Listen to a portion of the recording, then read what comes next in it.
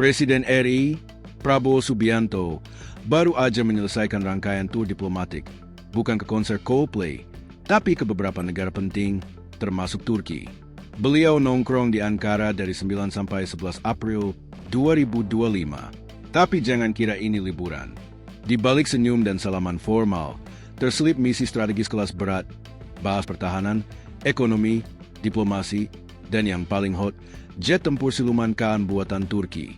Indonesia tertarik gabung proyek jet tempur generasi kelima Kaan, kata Prabowo di depan pejabat Turki. Dan sontak, media Turki langsung pasang mata dan kuping. Situs safumasanes.com bahkan langsung nulis artikel dengan vibe, "Loh, bukannya Indonesia udah punya proyek bareng Korea?" Ya, bener.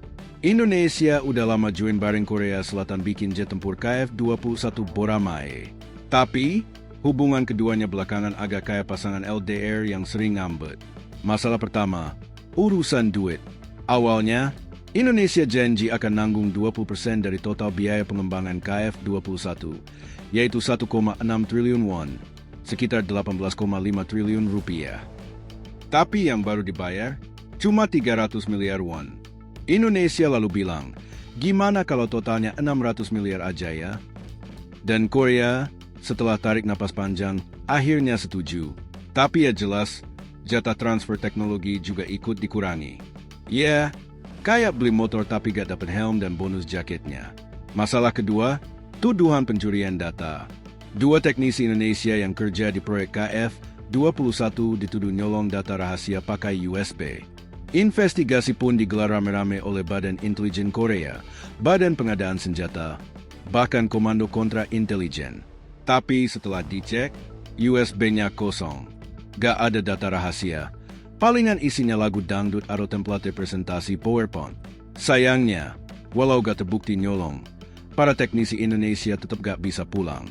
Katanya sih, gara-gara sentimen publik Korea yang lagi gak happy karena Indonesia ngurangin iuran. Ya, ini mirip kayak anak kosan gak bayar patungan wifi, terus HP-nya disita karena dianggap merugikan penghuni lain.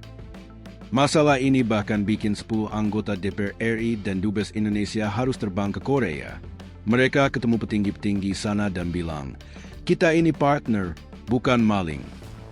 Dan akhirnya, setelah negosiasi panjang dan penuh tatapan tajam, kedua negara sepakat buat lanjut kerjasama asal masalah ini diselesaikan dulu. Sinyal perdamaian makin terang waktu Menteri Dapak Korea, Seo Jong-gan, datang langsung ke Kemenhan RI dan disambut Wamenhan Doni Ermawan. Ngobrolnya bukan cuma basa-basi, tapi langsung bahas kelanjutan KF-21 Boramae dan peluang kerjasama lain.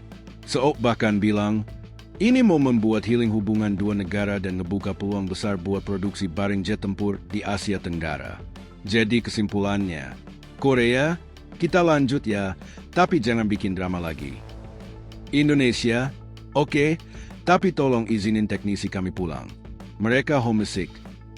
Dan buat Prabowo, walau sempat bikin heboh dengan lirik pindah Kaan, sepertinya beliau cuma menjajaki peluang, bukan cari pacar baru.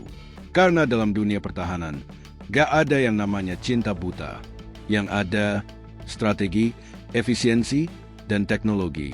Jadi guys, kalau kita rangkum semua ini, di satu sisi, Indonesia masih sayang sama Korea. Meskipun hubungan lagi banyak drama, mulai dari tagihan yang gak lunas sampai tuduhan USB horor. Tapi di sisi lain, Turki datang dengan tawaran manis.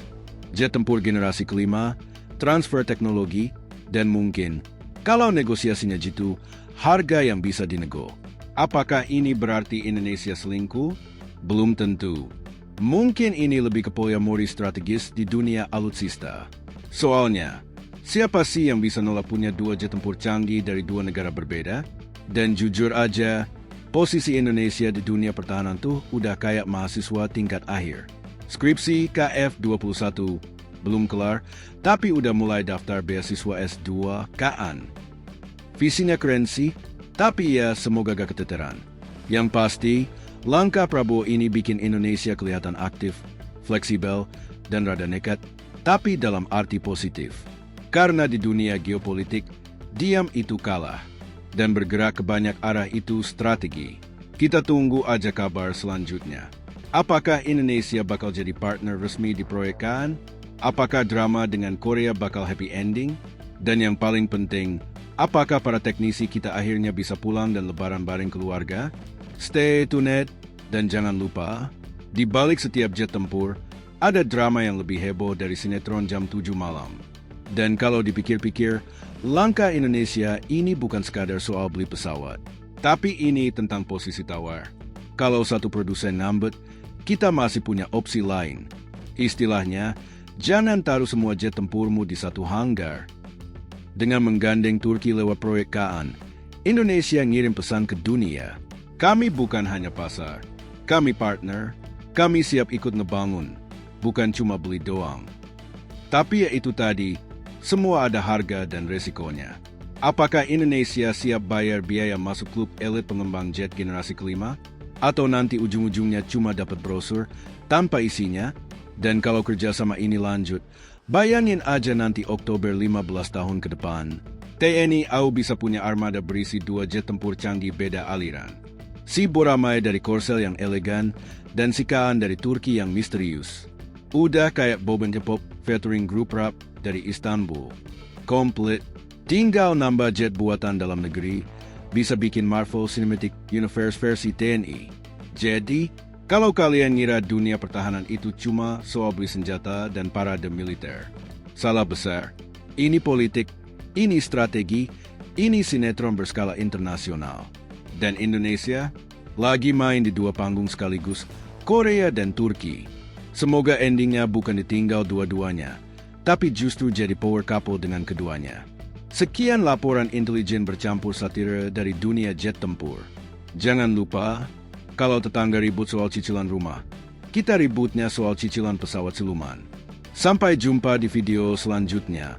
Masih banyak drama alutsista yang belum dibongkar. Karena di dunia militer, kadang yang paling tajam bukan rudalnya, tapi kontraknya.